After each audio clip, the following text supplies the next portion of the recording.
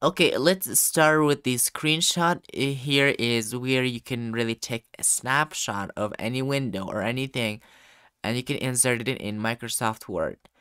So here's how you can do it. So okay, you click on it, and then you bring a particular part and you draw it, and you select it with mouse, and then the picture will be inserted in Microsoft Word.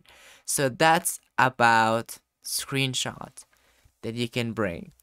Another way to do it is to open a window. For example, I opened this window and I can bring instantly that part, and it's available in here.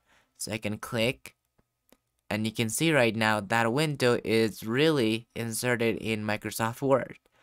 So that's screenshot.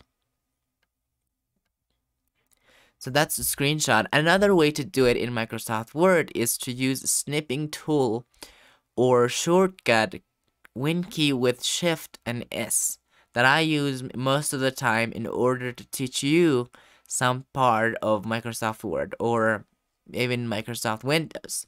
So you hold WinKey with Shift and then you hit S, and then it says select a part.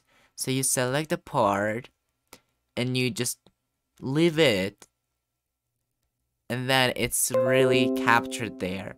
So then you can paste it, Control V, and then that part is really inserted as a picture in your computer. So it's about Microsoft Word. You could do it. You could do like this, but that was about Windows.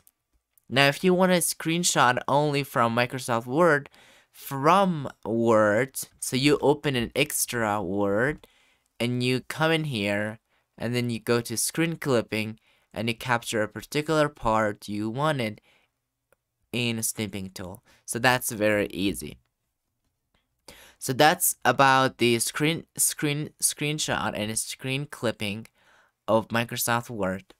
Next, we have add-ins. It's where most of things that are not available in Microsoft Word, so you make it available using these things. But for now, we're not gonna focus on it, okay?